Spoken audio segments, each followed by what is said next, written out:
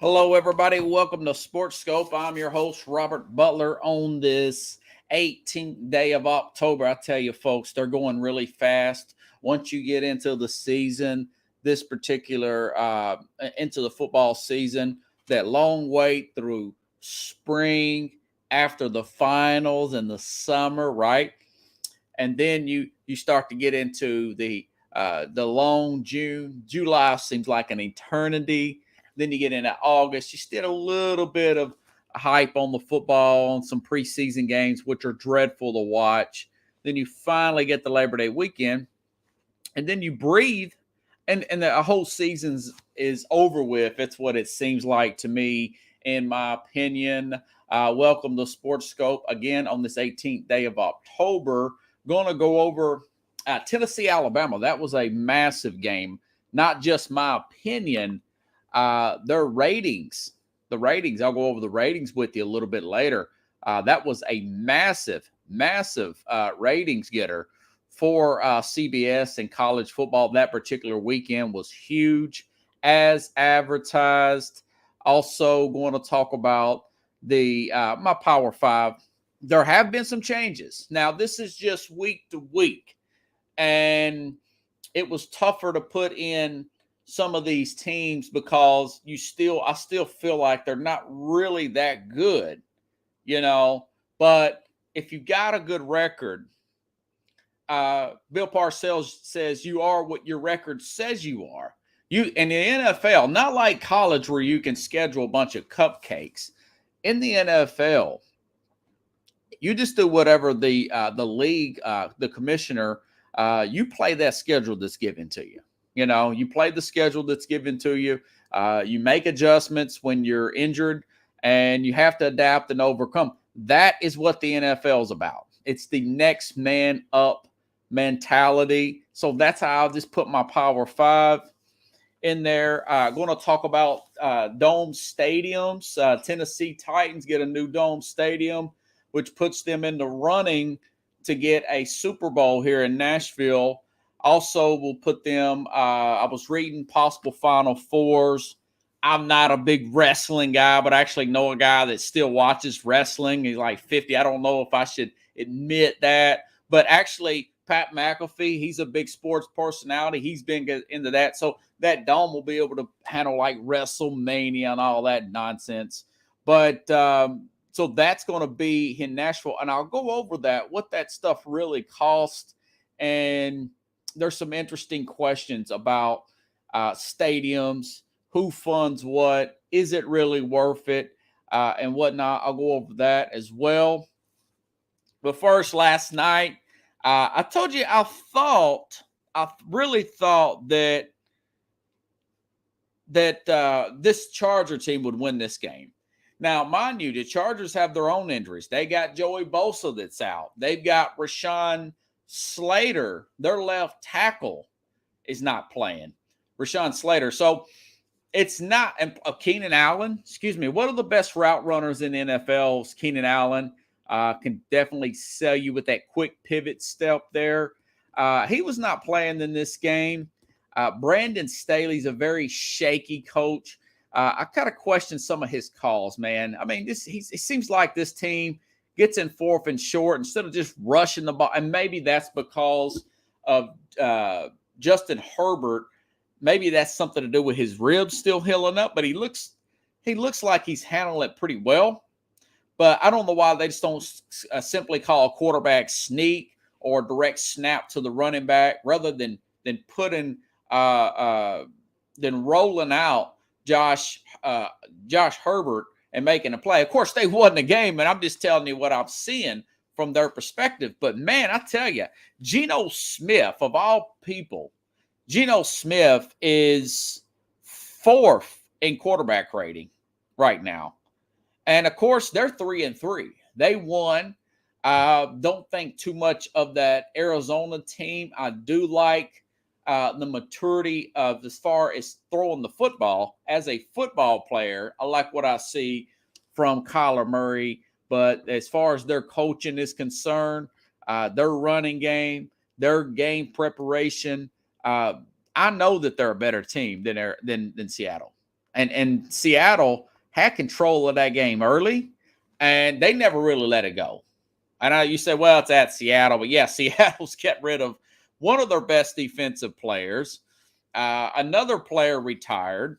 Bobby Wagner got rid of him. Another player retires. They've had some really, really bad defenses on the road. We saw the game that Taysom Hill had against Seattle, but they won. They won convincingly against Arizona. But hey, Geno Smith's 3-3, right?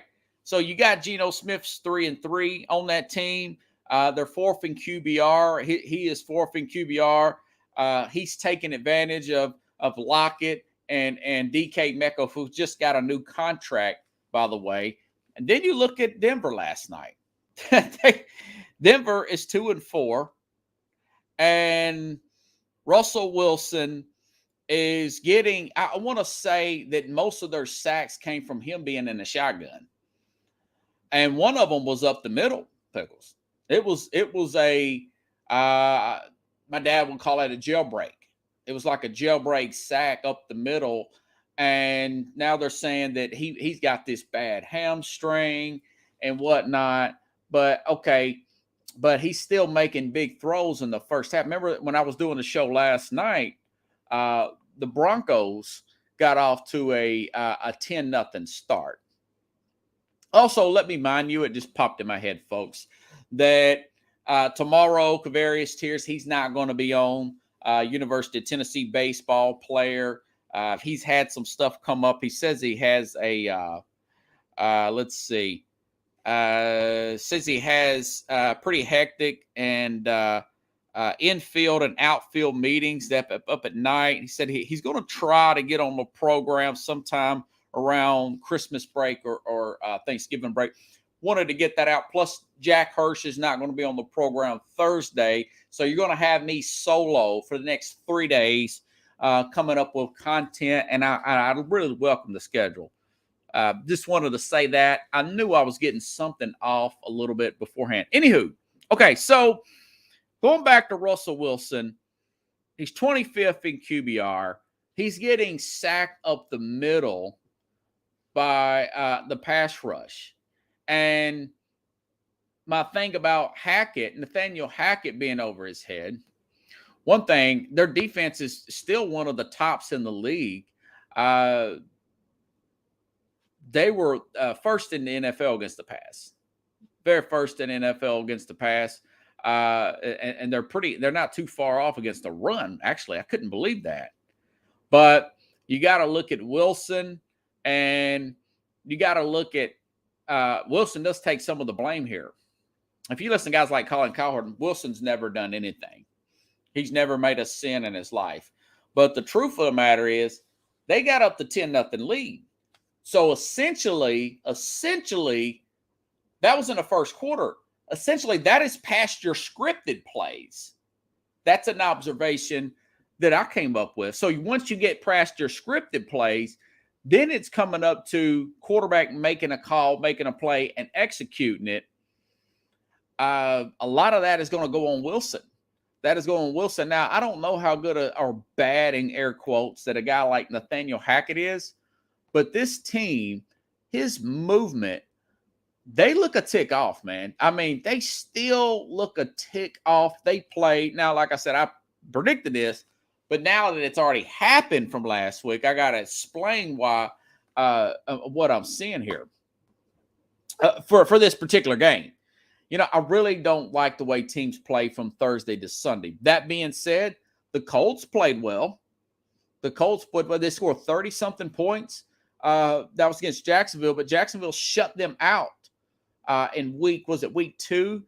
Jacksonville shut them out down in Jacksonville. So you got to look at it from that perspective as well. They played a Thursday game. That's my thing. I don't know what it is about teams play Thursday game. The next week, they don't play that well. And these guys had from Thursday to Monday where it looks like that Wilson is a tick off, man. I mean, he's not getting through his read. It's like he's playing in slow motion, you know? He's not taking dump down passes. And I think that it's something to do with that coach is so non-confrontational, and really so is Wilson. Wilson's a pretty let's go Bucks guy, or let's go Broncos, let's go Seattle. And you could see one of his young receivers had done nothing in this league. This was on video a few weeks ago, Pickles, giving him the business on the sideline. This is a 34-year-old, two-time Super Bowl quarterback, some 23-year-old kid player, like a third receiver or somebody, giving him a hard way to go. And that is something that you shouldn't allow happen. Now, maybe the fact that now he's a great big old guy. He's not tall, but he's thick. He's a thick quarterback. And I've liked the way he's played over the years, don't get me wrong. But he's probably a very passive guy. And there's some envy from this guy's teammates going all the way back to Seattle for him getting preferential treatment. He's got the superstar girlfriend who is a hip hop star or whatever, a pop star. I don't know what her R&B, whatever. Sierra, very good looking woman, high profile woman.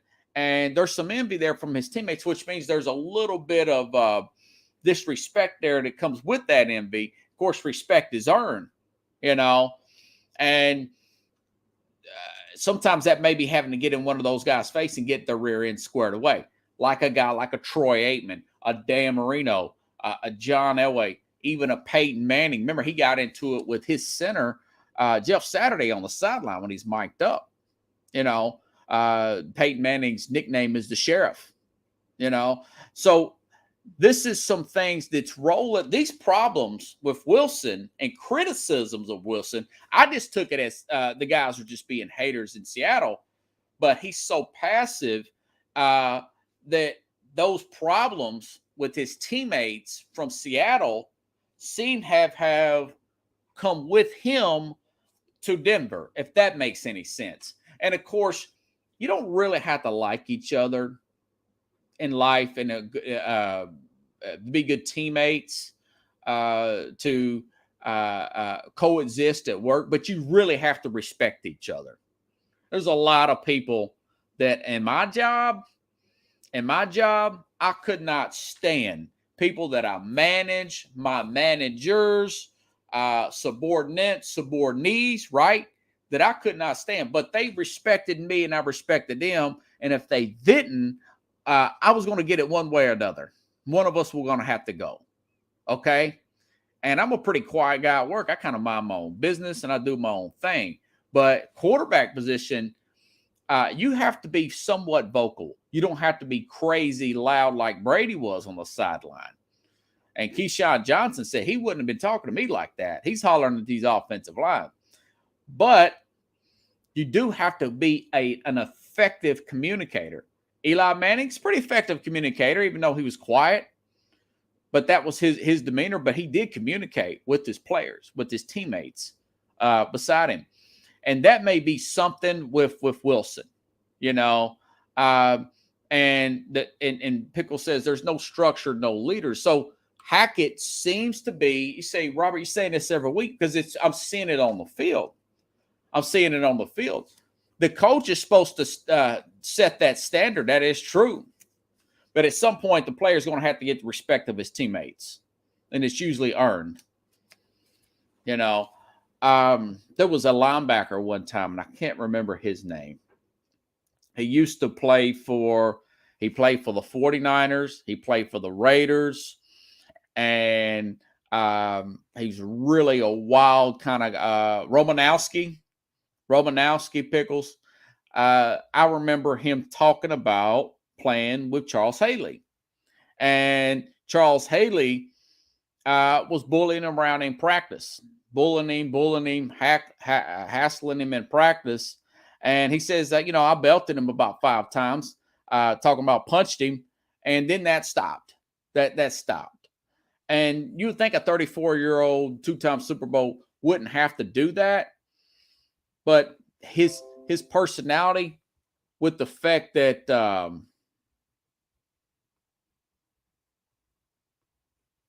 his personality. I just got a notification about Bill Romanowski. Yeah. Bill Romanowski is a guy that just he was kind of a crazy guy. I think he was on roids too, but wouldn't really take any crap. Remember, he put a guy's eye out. Now, that's a linebacker. You say, this is a quarterback. Well, quarterbacks have to be vocal. They have to be somewhat vocal. That was a big knock on a guy like Marcus Mariota here at Tennessee. Now, he's playing decent. Nobody's expecting anything from Atlanta and Seattle, and maybe that's why the Seahawks are playing well, because they know that nobody's expecting anything. They're playing loose. They're playing free. Guys like me said that they would probably get the first overall pick, I thought, because they're getting rid of players left and right. They're kind of trying to clean out some cap space. They get all these draft picks. When you put a guy like Geno Smith as your quarterback, or Drew Lock as your quarterback, you're thinking that we're gonna lose probably most, if not all, the games. We're gonna get a top draft pick. Well, they got 3 wins already. They're tied for first place, for crying out loud, with the Rams. And but Denver, I don't know how to. It's a totally different situation. You got over a $200 million contract here to a guy that's 34 years old. And I was reading about Wilson that they can't even, by 2025, if they cut him by 2025, that's still a $31 million cap hit. It's 22. That's 3 seasons from now. And that's probably why the Bronco fans are booing him like nobody's business. So my guess is, possibly, since you've got new ownership with deep pockets, the Walton family there, could they fire Nathaniel Hackett after 1 year if they go, say, 5-12, and they're a top 5 pick that goes to the Seattle Seahawks? Will put them in good driving position. Possibly with their pockets, and they're looking at a guy like Russell Wilson and the dead cap with the Wilson. It's not out of the question. Now, remember, Arizona moved off of Josh Rosen after 1 year.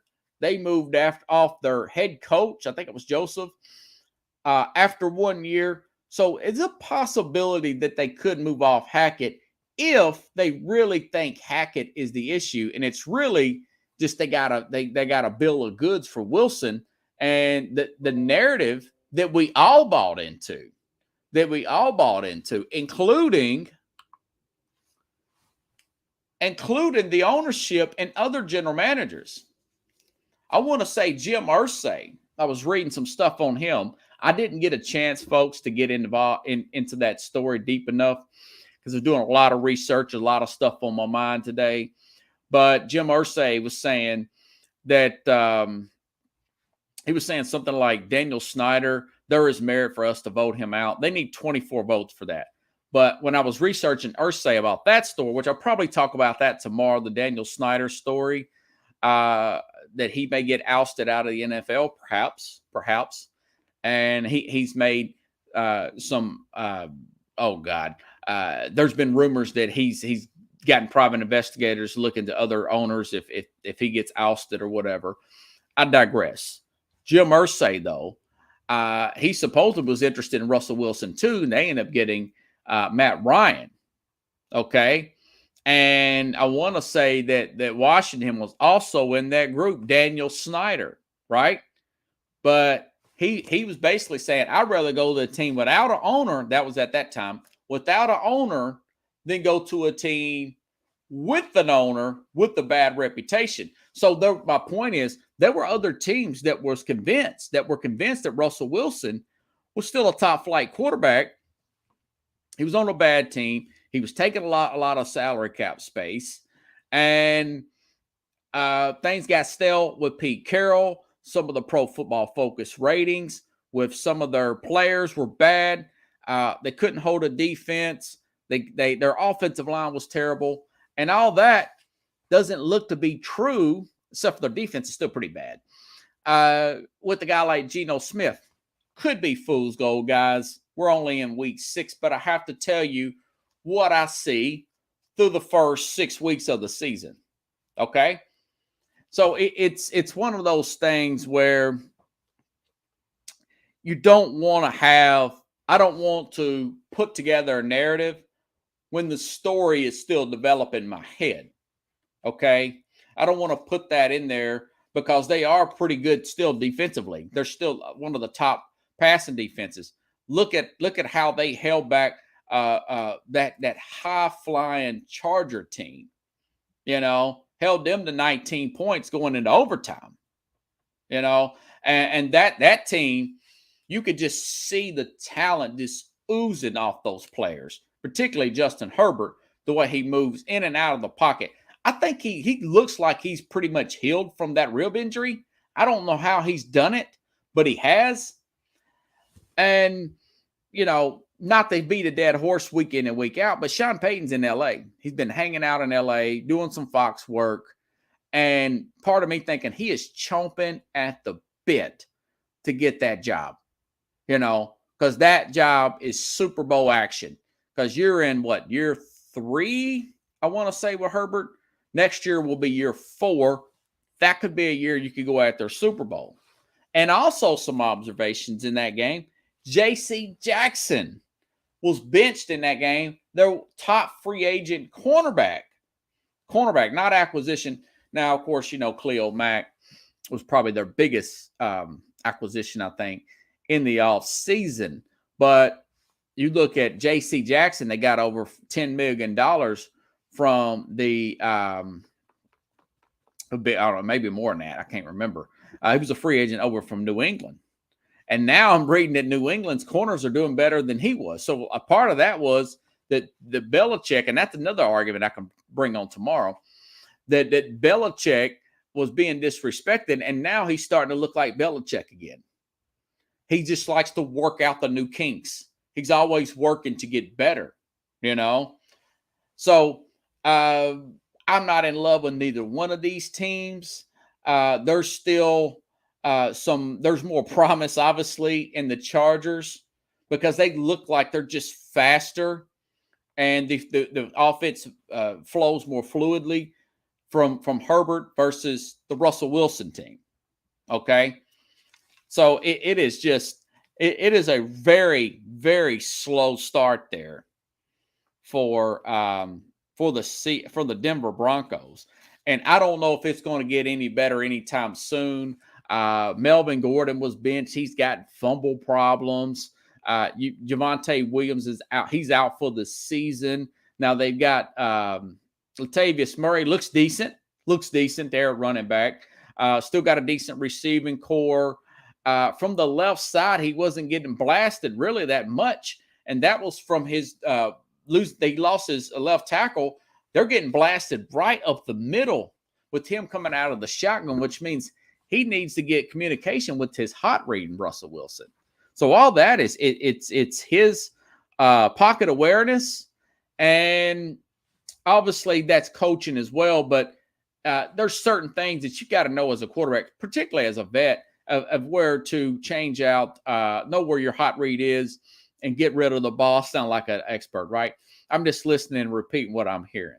A hot means basically somebody's getting through, some running back needs to know, or tight end or whatever, the ball's coming to him in a hurry because somebody missed an assignment and my rear end is toast if I don't get rid of this ball. I've got a guy 300 pounds running at me very hard right now.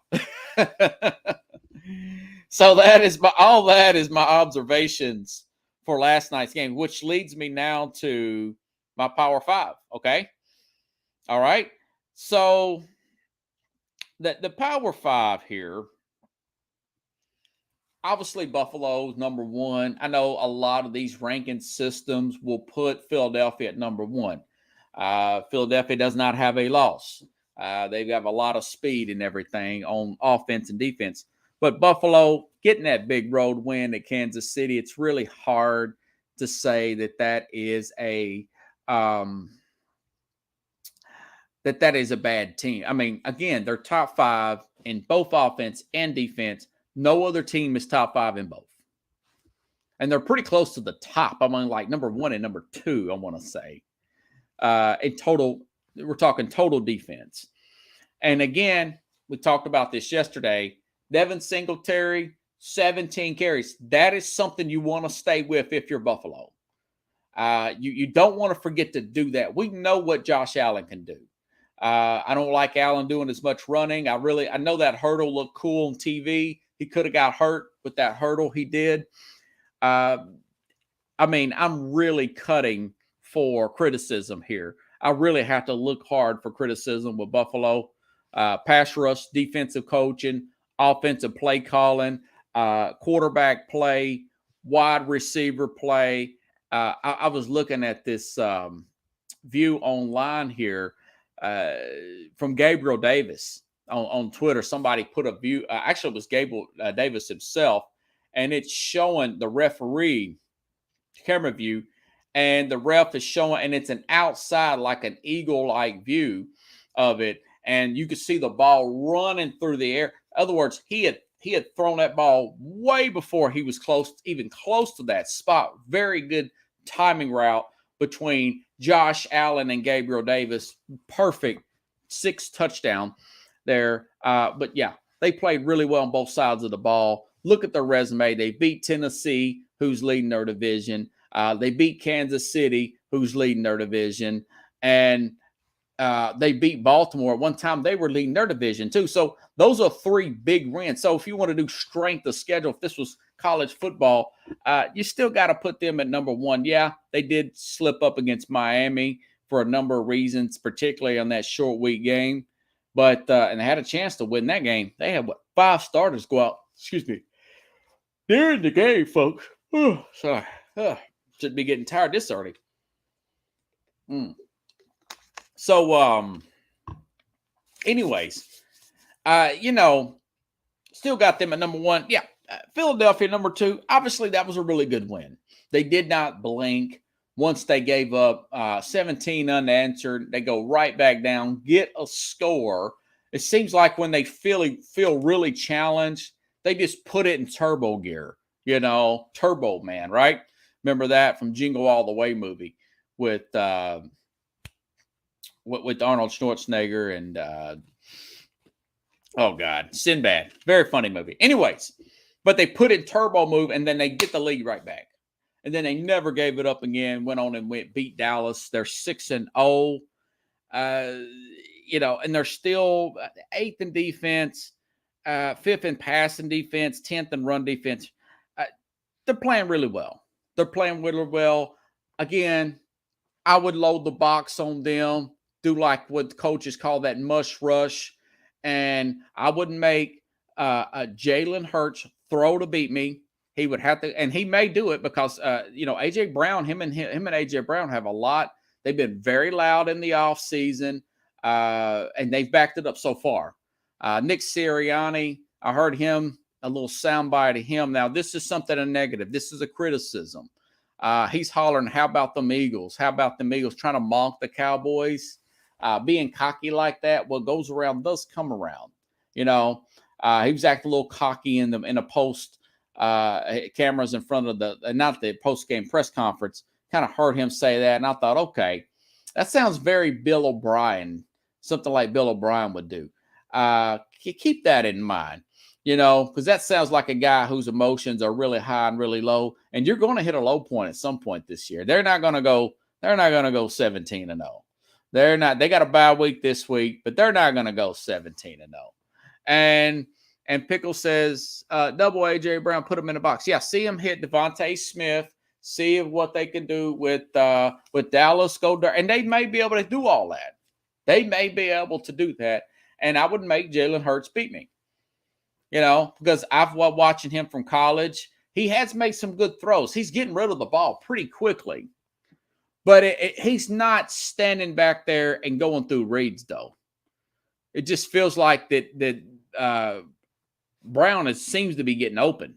He seems to be getting open, and it's in some timing routes. So you play press man, put the 8 in the box, kind of rotate your defense around for the linebackers and do some shifting and just come right after him every time and see what he can do. And he may destroy you, but that's the way I would play them. I wouldn't sit back there and let them run on me like that, you know. But they're not even the top running team. I mean, Cleveland is running the ball great. I don't even want to get started on the Browns with Jacoby Brissett. But anywho, they're number 2. They were number 2 last week. They're still at 2 this week. Kansas City, I still got at number 3, even though they've got 2 losses. Very strong game. Remember, they had the lead for a good chunk of this game. Buffalo comes back and takes the lead. Kansas City could still run the ball well, but Buffalo put a stop to it. They're still developing their new chemistry, their new core of players per se, and they're still doing really well. And plus, they're getting guys back. Was it Buckner? Their kicker is back, and I want to say I don't think it was this week. It probably next week that they're getting their cornerback rookie high draft pick. They get him back as well. This team has a lot of upside, man. Would they be favored against Philadelphia in a neutral site? Absolutely. Would I take them against Philadelphia? Absolutely. I would take them against anybody except Buffalo. I would take them against anybody in the league except for Buffalo. And it's just, the league is that there's just a lot of teams getting off to a crappy start, man. And I didn't really think I would put this team at number 4, but hey, they've only got 1 loss. They're 5-1, and they got manhandled by Philadelphia. That turned out to be a big win for Philadelphia a few weeks ago. Was it week 2? Yeah, week 2 on Monday night. That was Minnesota. Now, Minnesota is 12th in total defense. That's not bad. That's up 10 spots from last year. Yes, I said it. 10 spots from a Zimmer coach defense to the defense they have now defensively. Double talking here. Now, 14th in points scored, so they're still middle of the road. You think they're really lighting it up? No, they're about 14th. They're middle of the league. Kirk Cousins not making a lot of mistakes here. A lot of preseason hype on Justin Jefferson, and he's backing it up every week. Every week he's backing it up. And, of course, you've got Dalvin Cook there. Good running game.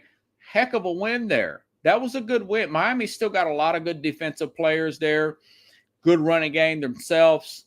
Playing from Minnesota, even though I knew they do play in a dome, going all the way down to Miami in that 85-degree heat when they're not used to going down there during the regular season. Remember, they're an NFC North team. You rarely see them come down to Miami. I know they played in Tampa a few years ago. But that was a big win for them. Hey, look, they're 5-1. And another team. Now, again, you're looking at the records. You're looking at the Power 5 for the week. The Giants. The Giants are 5-1. Winning, went on the road, won a game against Green Bay without 3 wide receivers, starters out there. And, of course, same thing this week against the Ravens, a team that was leading the AFC North. And the media couldn't quit going on about how great Lamar Jackson is. Boy, they're quiet this week, ain't they, Pickles?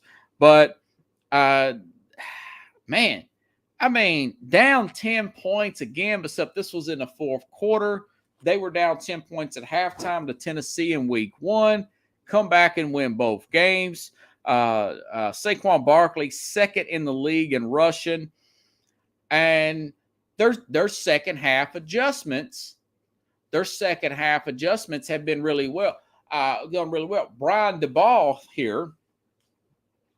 This guy is coach of the year so far. You look at that. Leonard Williams has been in and out. Kayvon Thibodeau, their defensive line. This guy's been hurt preseason into the regular season, so they were expecting a lot out of him. He's been in and out. Leonard Williams, probably their best defensive overall player. And guess what? They're still 5-1. So that Dallas team, that win over the Giants looks pretty good right now. That looks really good for Dallas. But, hey, man, 5-1's 5-1. Bill Parcells, former New York Giant coach, said it. You are what your record says you are, and they were 5-1. So these two, I don't expect these two to be here in the next week or so. I expect to put maybe put back a Cincinnati, somebody like that. Maybe a few healthy players later, put back a 49ers, even though they've got some injuries of their own. Maybe Tampa, maybe Tom Brady is hearing this criticism and the light bulb goes off from him. What about this LA Charger team? They won again last night. If they go up and win on Sunday, maybe I put that team in this top 5 as well. We know the Chargers are talented. We know that. We know they have a Super Bowl talent. We're just questioning that coach. He seems a little bit over his head at times. They look really good at times, and then they look lost at times. Running game, defensive line, offensive line still kind of holding up. So they're a team that could get back in it. Could Green Bay go on a tear? Green Bay lost 17 points at home. If they don't play good damn this week, they don't have any self-pride or dignity. Now, it seems like we go through this every year for Green Bay, where they hit a low and Aaron Rodgers makes a big speech with the media saying, relax, and that clip gets played over and over again, and they usually do turn it around. But their defense isn't playing as on tip-top as it should be with Jar Alexander back. But I could see them going on a run. Pickle says, Thanksgiving, we'll see who's who. Yeah, we're still kind of figuring out who's who. Maybe a Tennessee gets there. Tennessee has got to play the Colts this week off of a bye week. They lost their first 2. Now they've won 3 straight. I think they'll probably beat the Colts on Sunday. So that would be 4 straight. So it's still a lot of football to be played out there. And I just like to go through who's playing what, do the weekly Power 5. I know everybody does it, but mine's a little bit different from everybody else. So speaking of football and stadiums, I'll go ahead and stay in the NFL. I live out of Nashville. People's been asking me for the past 2 days, what do you think about this dome situation? Well, I'll say, first of all, most of the time the weather's here is not too bad. I would rather Tennessee get a retractable roof, but I guess the price tag for that would be that much higher. It's a $2.2 billion. Let me make sure and get this right here. It's this thing is really something. I want to say it's $2.2 billion stadium here for the Titans. And that is pretty expensive, man. Titans say more than $2 billion will needed to be. This is from Forbes. $2 billion needed to create a proposed new venue. Will pay $840 million of that will come from the team. $500 million of that will come from the state of Tennessee. I'll come back to that. And $760 million of the revenue bonds issued by Metro Sports Authority to be repaid via a personal seat license, also known as PSL.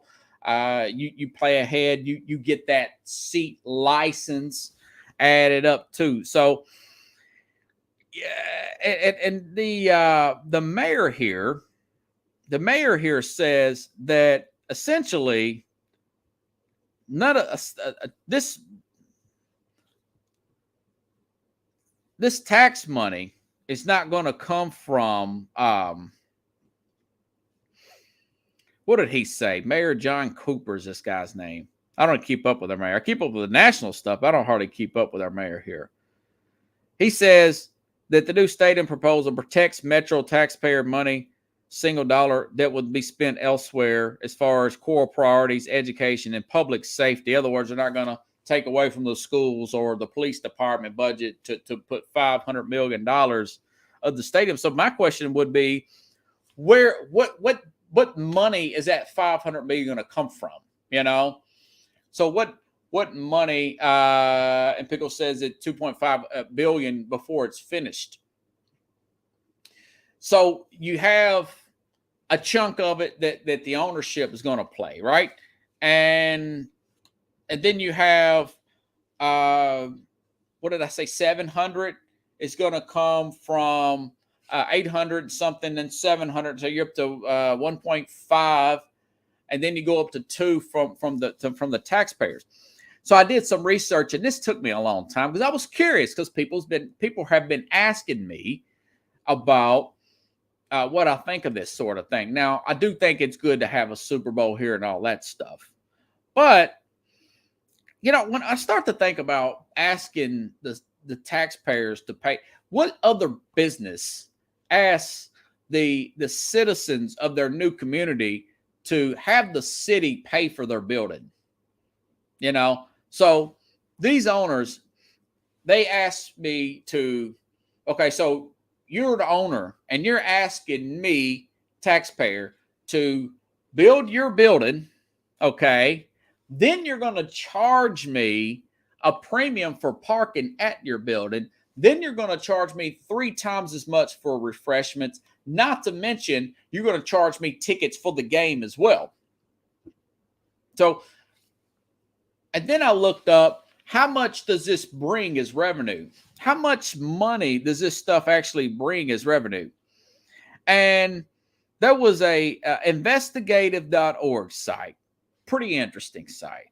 It stated that the cities experience little economic benefit from stadiums. So it's more of a national advertisement for new companies and business, and it's more for sentimental value to build these stadiums here. And I'm a big football fan, and I'm the guy that talks football and everything, but I'm just looking at it from a financial standpoint. Essentially, there's no, and you say, well, don't they lease the stadium back? Yes. So the owners will lease the stadium from the city, right? So they'll lease the stadium for $2 to $3 million a year for 30 years. So just say it's $3 million. And a 30-year lease, 3 times 3, that's $90 million over 30 years. So you're recouping $90 million of, say, a $500 million. So you still got a fifth of that left over. You still got a chunk of that left over. And you're thinking, well, what about property tax? Well, they don't own the stadium. The city owns the stadium. So they don't, you don't get back from property tax. So it's a big scam, but people still continue to put up with it because we're so addicted to football. It's the most watched TV show out there, and these are the actual facts here, so what are they actually paying? I mean, what are the owners? What are they actually paying? Nothing. I mean, yeah, well, they come up with, now Amy Adams Strunk, she came up with $800 million, for the stadium. And I understand that you can use these stadiums to lease them out for other venues and stuff. But according to this article, you don't really make that money back. It's good sentimental value. Does it attract other businesses? Does it attract other businesses through the advertisement, through television revenue, just for showing your stadium on TV? But that's really for the national games. So it took me a lot of time to get this, but I just think that it is ridiculous to ask the people to pay for these things. If everybody said the same thing, and Jim Irsay, and I like Jim Irsay, the owner of the Colts. He seems like a nice guy. He's real adamant about throwing out Daniel Snyder. But I'm thinking, you know what your dad did? Your dad wanted the city of Baltimore to renovate that stadium for almost $200. It was a lot of money back in 1984. And the taxpayers didn't want to do it. I mean, you pay for your own stadium, man. You're charging us now. Arthur Blank, by the way, as far as refreshments, he supposedly charges normal prices. But most of these stadiums, they charge you 3 times the amount. And they make a lot of money off TV revenue. And it's for entertainment purposes. But as far as pure economics, when it goes to these stadiums, it's like a big scam, It is a major scam for people to have to pay for this stuff. But so basically what happened, going back to Baltimore, So the city's like, no. And from what I read, the city was trying to take the team from him, and it got into some crazy legal battle.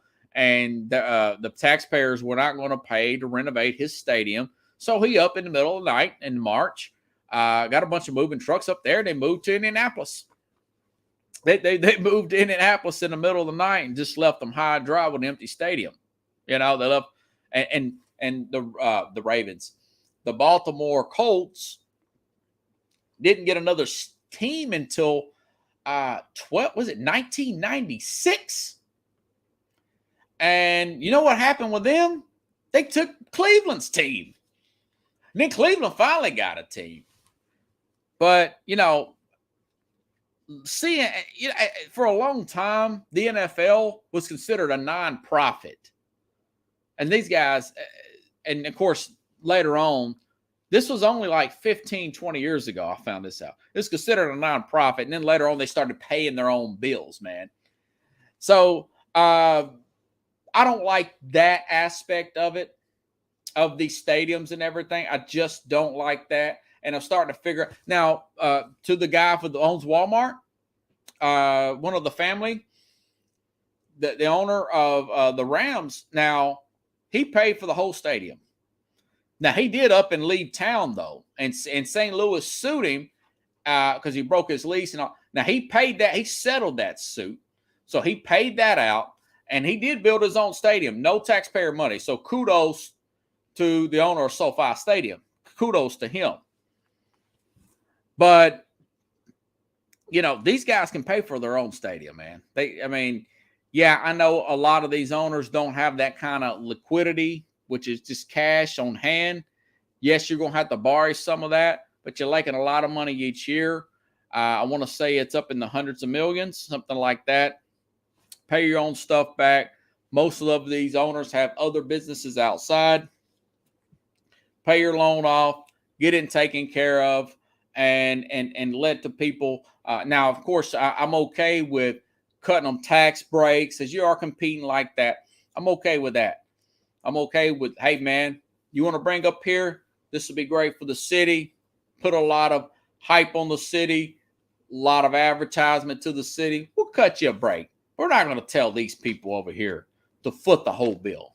Build your own stadium. The bigger the hustle of American history, besides the railroads, Walmart, swimming in money. Yeah, Pickle says, Ursay, left in the middle of the night. Yeah, while thousands of homeless. Yeah, you got homeless around here. Now, of course, that's a problem everywhere. In L.A. too. But Pickle says $1 is worth more than $1 billion.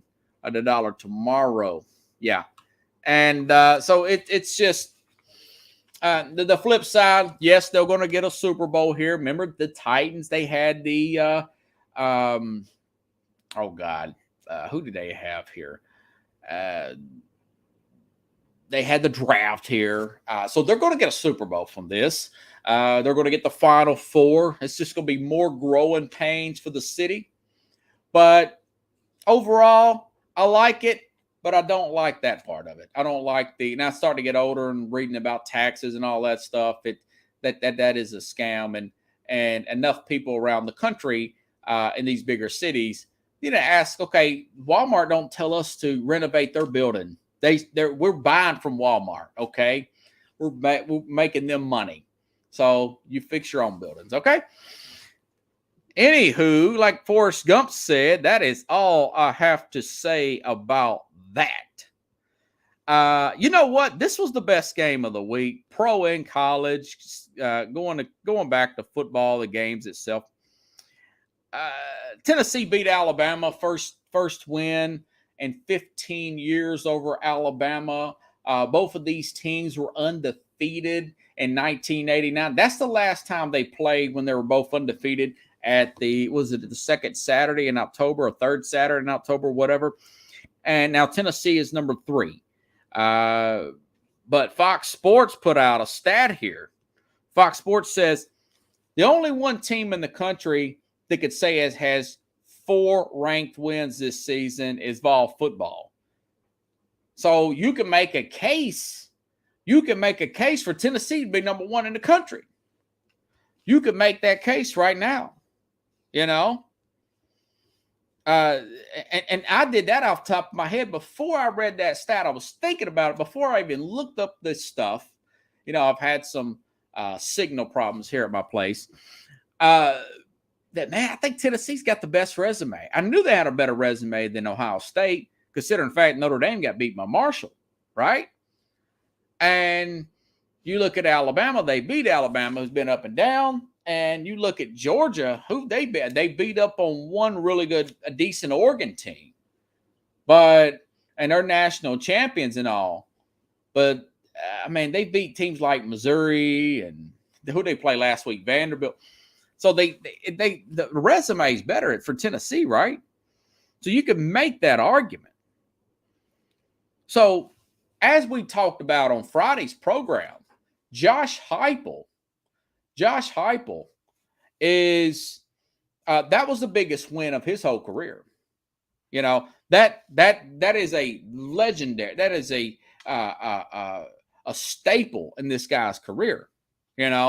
This team got a lot of exposure. We just about stadiums this now. The Vols. This was 11 million views here on this game because it was a high score and 52, 40-something score here, And CBS Public Relations put out, CBS delivered a massive NFL and college football audience totaling more than 50 million in viewership. And a lot of that was from Bruce Feldman puts out Tennessee, Alabama rated as the most watched Tennessee-Alabama game since 1987, and it was the most watched college football game on any network, 11.6 million views. I mean, that's better than the NBA. That's coming up on the NFL. Now, I think NFL is close to 20, so I don't want to get too crazy. The 11 million is a lot of people, and it's the most watched. So, all right, now, back to Josh Heupel. So, is Josh Heupel the real deal for Tennessee? Is he going to take this team? Are they going to be a powerhouse from now on? I mean, I talked to the guys at work. I mean, they really think Tennessee is going to be just this balling out of control from now on. Is he going to be a Gene Chizik type of coach? You say, who's Gene Chizik? Gene Chizik came he was 5-9 at Iowa State. And for whatever reason, in 2009, Auburn hires Gene Chizik, this Iowa State football coach. So the 2009 was his first year. He goes 8-5. He goes 8-5 first year. Nothing real impressive. So the next year, they get Cam Newton. It was a controversial transfer. Newton got into some trouble in Florida. Back then, you had to set out a year. So he goes to a smaller school 1 year, plays really well. Controversy about him getting money or whatever. Couldn't really prove it. Couldn't prove it in air quotes. But get Cam Newton. We know what happened in 2010. 14-0 national championship. And that was a great, energetic season. Only the next season to go 8-5, 3-9. Then 2 seasons later, he was fired. And you say, well, why are you saying that? Well, because Josh Heupel was but when he was hired, I thought it was an awful hire. I mean, Josh Heupel essentially at UCF, I want to say, right? At UCF, Heupel has he comes in at like 12-2 the first year. Then he goes like this was for Scott Frost. Remember, they were playing really well in UCF. A lot of good players. Of course, Frost just got fired at Nebraska. It didn't work out for him. But then he goes like 8-5, and then he goes like I want to say he only wins like 6 games. So my opinion, my point is, I didn't actually write down his record, but he starts to go down afterwards. Starts off great, UCF, it starts to go downward. So you look at that and you say, all right, well, That's very similar to Gene Chizik, right? Or could he be like a Dabo Swinney? Now, Dabo Swinney, he comes over as a interim in 2008, and they're okay then. And then 2009, 9-5, took a step back in 10. Then in 11, he goes 10-4, 11-2, 11-2, and then 11-2, 10-3. Then you're starting to look at 2015, 14-1, a big bowl game there. Then a 16 national championship. Then he lost the national championship. Then he wins it again in 2018 and pretty much been a contender. Is this going to be like a Dabo Swinney, who Clemson guys, most of my life, Clemson was terrible. They were terrible. I know they were good in the late 70s, early 80s. I want to say it was Clemson Pickles that Woody Hayes punched that player, the coach from Ohio State, punched that player. But, my point is, Auburn really didn't get a big boost in recruiting from the winning the national championship like he thought he was going to get. He was still going against Nick Saban, who was getting all the players, right? He was getting all the players. And Clemson didn't start off. One of their main quarterbacks, there was a lot of hype and energy on a guy named Taj Boyd, and he was just okay. He was just okay, right? But then the offense gets better and better. Then they start getting guys like Deshaun Watson, who put up a clinic in the national championship against Nick Saban. And then, of course, they got Trevor Lawrence. They got 2 national championships here. And then they've been in the playoffs a couple of times, too. I'd say he's got a well of a resume, Dabo Swinney. So what is my analysis here? Essentially, his recruiting is good. Now, this year, 2023, this hasn't been updated, but 24/7, it's like Real Clear Politics. They put all the recruiting services together, and they come up with Tennessee is going to be 10th. They're going to be 10th next year. Now, early recruiting will start in December, right? Because we got the move update. And so far, I've heard of maybe one recruit switching over. But they are 10th now. They're 10th according to 24/7, and they've got the 3rd highest ranked quarterback in the country. Supposedly, he got a big deal, some big NIL deal, and it really ticked off Lane Kiffin. So, which tells me the guy's pretty good. His name is like Nico something, and he's out of California. He's got the big protege look, but you look at guys that are ahead of him, and I'm going to make sure I get this. You look at guys, Nico Lamavalia, 5th nationally. He's 3rd quarterback, and they're 21st in transfer. That's a thing now, transfer portal, right? So you really have to be around 5th to be a big national powerhouse in ranking. That is Georgia territory. That is Clemson territory. That is Alabama, Texas A&M, Texas territory. Now, you look at Texas A&M, they're not quite playing as well as they probably should be with their recruiting, right? Both of those teams lost to Alabama this year. So how did Dabo do it? Dabo did it by recruiting, playing better than the stars on the players. He doing more with less is what. How did James Franklin get the Penn State job? He did more with less with Vanderbilt. So far, year 2, yes. Had a winning record last year, 7-6, 6-0 so far this year.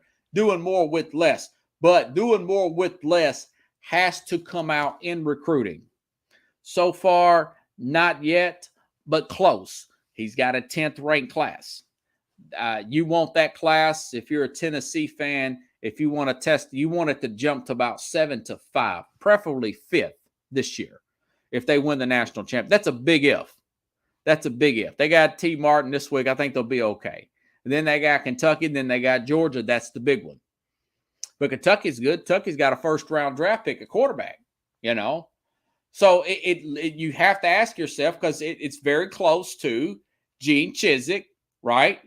He went downhill. He started going downhill after his initial surge, Gene Chizik, at Auburn. And you look at Heupel, he started off really good at UCF, and then he started going downhill. Now, of course, he's trending upwards now. He's trending upwards, but it's still something to kind of analyze to see if he's going to be this great coach. And my thing is, I don't know yet. I don't know yet. I'm somewhere between Sweeney and, of course, Chizik. I think he's better than Chizik. Sweeney, not so sure about. But I will say this: if you're a Vol fan, their defense has gotten a lot better than last year. Their defense was that bad last year. They're 11th in run defense. That's in the country. That's not in the conference. That's in the country. So that's pretty decent. That is pretty decent for how bad they've been. You know, that means that you can't run on them and suck the air out of the stadium and their prolific offense. You got to go back and forth with Hendon Hooker, who's playing out of his mind right now. You know, and if you compare him to a guy like Lincoln Riley, he's having a better season. Lincoln Riley can't even get close to Georgia or Alabama. They're getting demolished. You know, he's over there in USC. By the way, he lost at Utah last week, right? And of course, Pickle says, yeah, but, you know, Cam Newton came back and he beat Alabama too, and it didn't turn into nothing. So that's something to think about. But I tell you what, if you're a Tennessee fan, a fan of college football, most people, if they're telling you the truth, would not say on October the 18th that they would be talking about Tennessee. I would think I would be talking about Georgia and Alabama. I think I would be talking about maybe Ohio State's underrated or overrated. What's LSU going to do? Is A&M a year early? That's what I figured I would be talking about. Because I know on paper A&M's got a lot of really good players. Their freshman class is really good. But they're sluggish, man. They are sluggish. And they got some things to do. So that's going to be the big if and what and the odds and ins and outs of them. Another college, of course, Penn State, not so good. Michigan, big win there. Jim Harbaugh's team last year wasn't a one-hit wonder. I think Al Borges was right. I do think he was right. I do think that Ohio State will have their hands full with Michigan, and Michigan may beat them in Columbus coming up in November. UCLA's 9th in the AP, by the way. And that's going to set up to be a good game between UCLA and USC. I want to say that they're off this week, but Chip Kelly's got it rolling, you know. I want to say, yeah, they play at Oregon. They were off last week. They got to play at Oregon, who's 11th. So there's a chance that if a Clemson slips up. By the way, Clemson beat LSU last week. They got Syracuse, and they may lose that. They still got Syracuse. They got Syracuse coming up. I don't know if it's this week. Syracuse undefeated. And, of course, they got Notre Dame and then Miami at home, two teams that have not played as well. A lot to be shaken out there with Clemson, of course, Michigan, and Ohio State. Ohio State's slightly overrated. I know that Stroud is really playing well. I like that Marvin Harrison. What about Hyatt from Tennessee? 5 touchdowns. But I want to say it was Bruce Feldman that said that this kind of favors the LSU team for Tennessee back in 2019. That's what I compare them to. They kind of came out of nowhere. Nobody really saw Orgeron doing something. Orgeron on the verge of getting fired. No, Heupel wouldn't. He's only in year 2. But that is something to keep your mind on. So tomorrow, something to think about. Tomorrow, he should be leading it by a mile. You've got 4 ranked wins.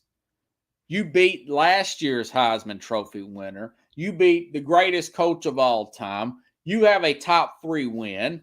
That's actually a top 3 team, unlike Ohio State, unlike a CJ Stroud. What else does he have to do? If he beats, if they go to the SEC championship undefeated, it's a lock. Hendon Hooker's going to win the Heisman, not unless something happens, he gets in trouble, God forbid. Okay. Tomorrow, we'll go over some NBA talk, folks. No guests tomorrow. And Jack Hirsch won't be here Thursday. So you're going to have me tomorrow and Thursday struggling to get content. But I'll tell you what, talk about Charles Barkley, TNT deal. We'll get into that contract tomorrow. We'll get into some NBA tomorrow. I know the day the season starts with nobody's even paying attention. The NBA and Major League Baseball just don't understand. Do not compete with the NFL. Try not to even compete with them. Take advantage. Start your season on Christmas and have the finals in July. And those finals ratings will be out of this world in the NBA. And they just don't understand that. Major League Baseball in the playoffs, and that's too hard to keep up, folks. But anyways, if you like the show, share the show.